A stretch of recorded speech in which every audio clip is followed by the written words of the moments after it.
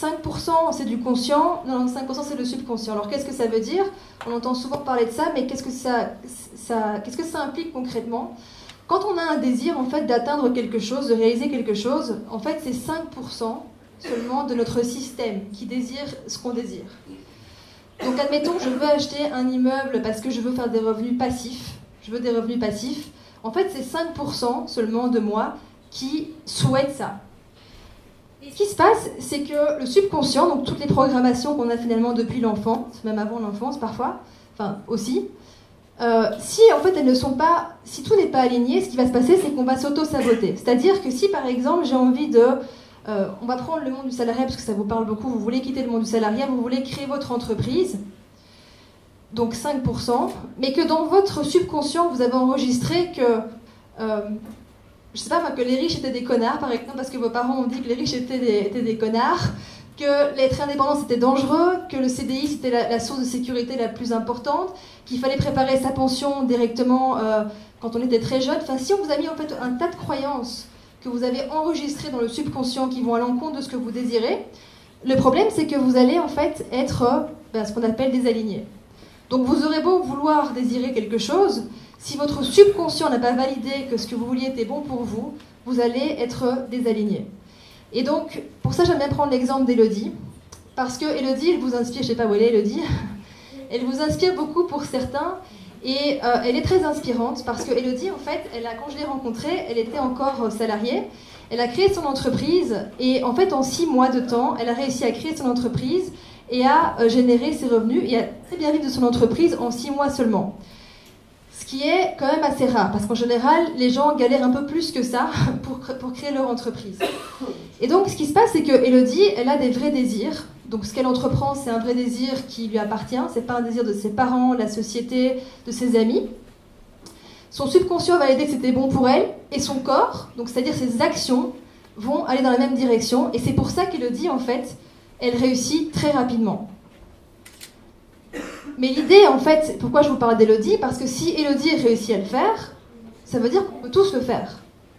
Élodie n'est pas forcément plus intelligente que nous, plus cultivée, c'est pas forcément plus facile pour Élodie que pour quelqu'un d'autre. C'est juste qu'elle est vraiment alignée avec ce qu'elle désire réellement. C'est clair pour elle en fait. Elle a fait le travail nécessaire pour être alignée. Et donc c'est super important ce que je vous dis. Hein.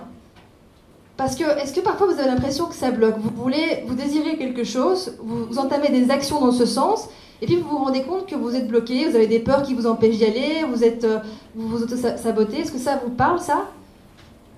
Quelques-uns? Ok, super. Donc l'idée, c'est vraiment de finalement... alors, vous allez me dire comment est-ce qu'on fait pour valider pour que le subconscient puisse valider que c'est bon pour vous. Vous pouvez déjà commencer par vous-même, en vous disant des phrases à répétition, en répétant des choses, ça va finir par intégrer au niveau du subconscient. Maintenant, c'est aussi de travailler avec un coach, un hypnothérapeute, quelqu'un qui a les compétences pour vous aider à avoir accès justement à cette partie qui n'est pas consciente de vous, parce que finalement, c'est la plus grande partie de vous-même. Donc c'est intéressant quand même de pouvoir aller aussi travailler là-dessus. Ça vous parle? Affirmatif. Donc, pourquoi est-ce que je vous parle de tout ça? Parce que finalement, maintenant, vous pouvez peut-être mieux comprendre pourquoi c'est pas si simple de changer une habitude, d'obtenir plus, ou bien de réaliser quelque chose qui est important pour soi. Ça demande vraiment d'être aligné, ça demande vraiment de mettre des efforts, du temps, de l'énergie. Quand on prend des bonnes résolutions, en fait, ce qu'il faut savoir, c'est que l'être humain, tout est basé sur la souffrance, donc l'évitement de la souffrance et le plaisir. Ça veut dire que tout ce qu'on va faire dans la vie va être dirigé par soit éviter de la souffrance, soit aller vers le plaisir. Donc, ça veut dire qu'il ne suffit pas justement de se dire « je peux atteindre telle chose, je peux arrêter de fumer, je vais perdre du poids ». Parfois, ça suffit. Parfois, ça ne suffit pas, parce qu'il faut qu'on associe énormément de douleur à ce qu'on veut changer et énormément de plaisir à ce qu'on désire obtenir. Et la clé, elle est là, en fait. La clé est là. Vous pouvez prendre une feuille de papier et vous dire, voilà, qu'est-ce que je souhaite vraiment, qu'est-ce que je désire vraiment, comment je vais me sentir quand je vais obtenir ce que je vais désirer, et vous visualisez, en fait, en étant... vous visualisez en faisant ça. Et là, ça va vraiment vous aider, du coup, à obtenir plus facilement ce que vous désirez. Donc c'est pas juste je veux faire ceci, je veux faire cela, mais c'est vraiment ressentir beaucoup de douleur ou beaucoup de plaisir. Et d'ailleurs, c'est ce qui se passe souvent en entreprise. C'est comme je vous le disais, beaucoup de personnes que j'ai connues en tout cas, ont besoin de souffrir énormément, d'arriver à des burn-out, des cancers, avant de réaliser que c'était plus fait pour elles et qu'elles voulaient changer. Et donc ça, c'est plus ou moins 80% de la population.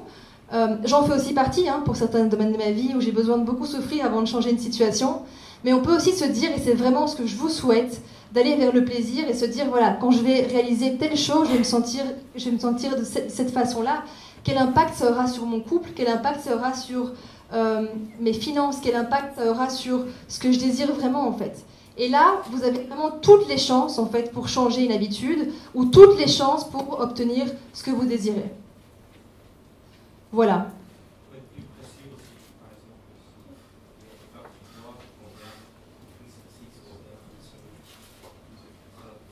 Oui, bien sûr, on peut être plus précis. Tout à fait. Non, mais c'est très intéressant. C'est très intéressant. Et pour la perte de poids, moi j'ai mis pendant des années, je me disais, demain je fais régime. Ça parle à quelqu'un, ça? Demain je fais régime. Demain je commence le régime. Non. Et demain a duré 2 ans en fait. Donc 2 ans, je me disais, aujourd'hui c'est pas grave, je mange ce que je veux, demain je fais régime. Demain je fais régime. Et ça fonctionnait pas. Voilà, et finalement j'ai quand même réussi à le faire plus ou moins seul, mais pour certains c'est trop compliqué, pour certains vous avez besoin de vous faire accompagner, si c'est ça, ça peut être pour la cigarette, et c'est pas mal en soi parce qu'on a tous besoin quelque part des talents des autres, des compétences des autres, on peut pas tout connaître, on peut pas tout maîtriser. Donc du coup, il n'y a vraiment aucun problème par rapport à ça, être précis, mais encore une fois il faut que ce soit précis, c'est-à-dire le mental, ce que je veux, mais il faut que tu aies vraiment envie il faut que ce soit plus profond en fait pour pouvoir changer ça, tu vois. Parce que si tu associes beaucoup de plaisir à la nourriture, il faut pouvoir associer beaucoup de plaisir, par exemple, à être, je sais pas, avoir un poids qui est plus adéquat, se sentir mieux dans ta peau, etc. Tu vois? Donc, c'est vraiment ce jeu-là, en fait, de plaisir-souffrance. Enfin, ce jeu, c'est vraiment ce fonctionnement-là, plaisir-souffrance, qui nous permet réellement de sortir de nos habitudes, de réaliser ce qui est important pour soi. Alors bien sûr, ici, on parle d'immobilier, de finances, de revenus passifs, de tout ça, ça vous intéresse, mais c'est exactement la même chose. Prendre votre objectif 2020, qu'est-ce que je veux atteindre en 2020 dans l'immobilier, et aller associer beaucoup de plaisir, donc vous visualisez dans ce que vous désirez, lié à l'immobilier du coup. Et ça va vraiment vous aider dans un premier temps, et après, bien sûr, je pense qu'on peut s'auto-coacher, mais on peut aussi... On a quand même des limites aussi à l'auto-coaching, donc c'est bien aussi de se faire accompagner par quelqu'un qui a des compétences pour vous aider dans ce domaine-là. Voilà, c'était ce que je voulais vous partager aujourd'hui sur les valeurs et le plaisir-souffrance.